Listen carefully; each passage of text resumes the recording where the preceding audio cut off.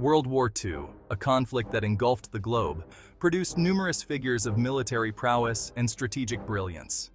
It was a time when the fate of nations hung in the balance, and the actions of a few could change the course of history. Among them, Erwin Rommel stands out, his name almost synonymous with daring maneuvers and tactical innovation. His strategies and battlefield tactics have been studied and admired by military historians and enthusiasts alike. Often referred to as the Desert Fox, Rommel's campaigns in North Africa became legendary, earning him respect from both allies and enemies. His ability to lead and inspire his troops in the harsh desert environment was unparalleled. This essay delves into the life and career of this enigmatic general, exploring his tactics, triumphs, and the complex legacy he left behind. We will examine the factors that contributed to his rise and the controversies that surrounded his career. Rommel's rise to prominence began in World War I, where he served as a junior officer, demonstrating an aptitude for bold action and decisive leadership. His early experiences on the front lines provided him with invaluable lessons in the art of war. His experiences in the trenches shaped his approach to warfare, emphasizing mobility, aggression, and the importance of exploiting enemy weaknesses. These principles would become the foundation of his later successes. These principles would later become the hallmarks of his command in North Africa. His ability to adapt and innovate in the face of adversity set him apart from his contemporaries. Between the wars, Rommel further honed his military skills, writing influential treatises on infantry tactics and tank warfare. His writings would influence military thought and doctrine for years to come. His understanding of mechanized warfare would prove crucial in the vast open landscapes of the North African desert. The ability to effectively utilize tanks in such a challenging environment was a testament to his strategic genius. He recognized the potential of tanks not merely as support for infantry, but as the primary striking force of modern armies. This forward-thinking approach revolutionized the way battles were fought. Rommel's reputation as a brilliant military leader solidified during the early years of World War II. His innovative tactics and fearless leadership earned him a place among the most respected generals of the era. His command of the 7th Panzer Division during the invasion of France in 1940 showcased his audacious tactics and his ability to outmaneuver and overwhelm his opponents. This campaign was a masterclass in blitzkrieg warfare. This success led to his appointment to command the Afrika Korps in North Africa, where he would face his greatest challenges and achieve his most enduring fame. His leadership in the desert campaigns cemented his legacy as one of the most formidable military minds of the 20th century.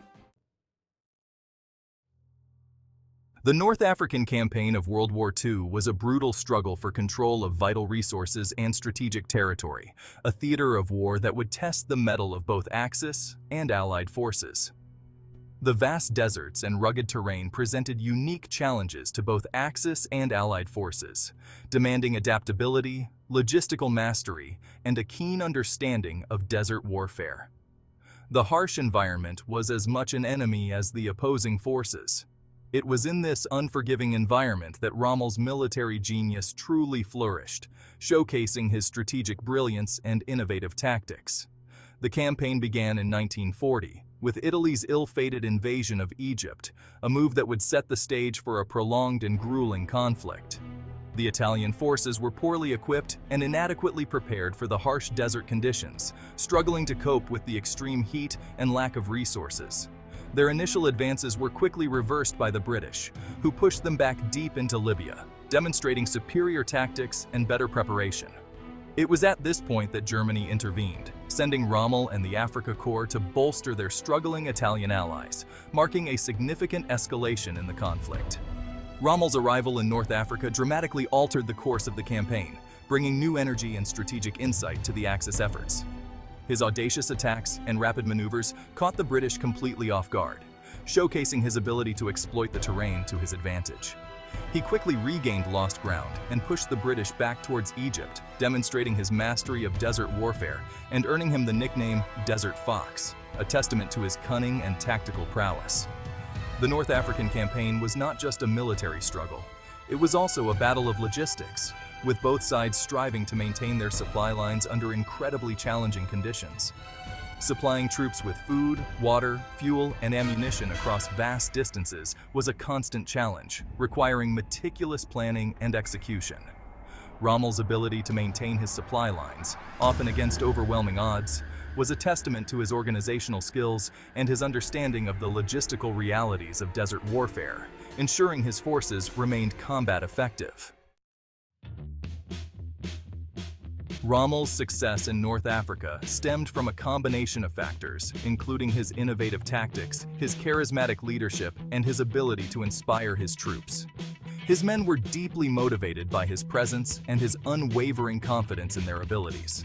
He understood the importance of speed, surprise, and deception in desert warfare.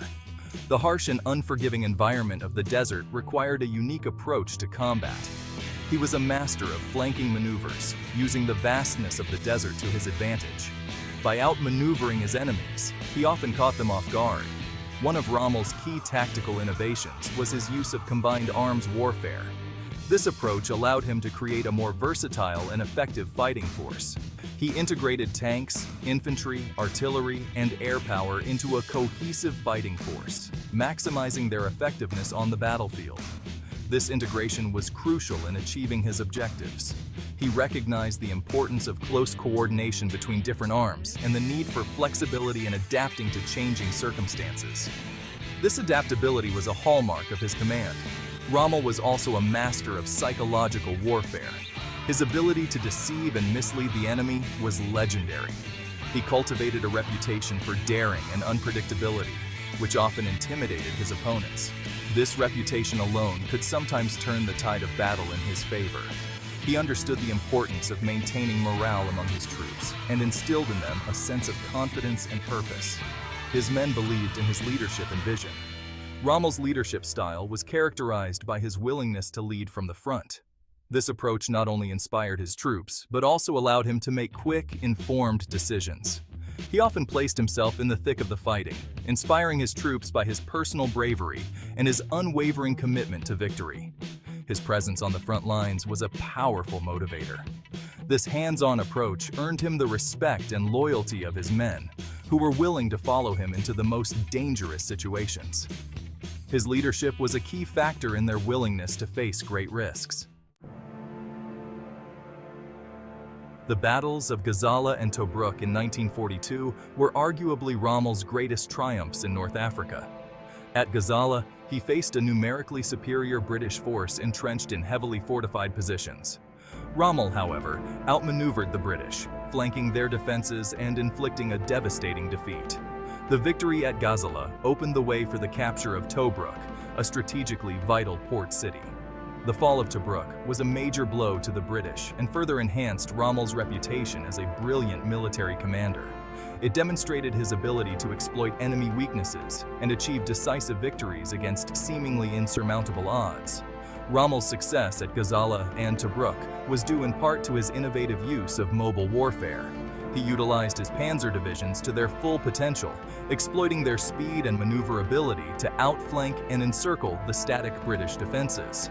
He also demonstrated his mastery of logistics, ensuring that his troops were adequately supplied despite the long distances involved. The victories at Gazala and Tobruk marked the high point of Rommel's career in North Africa.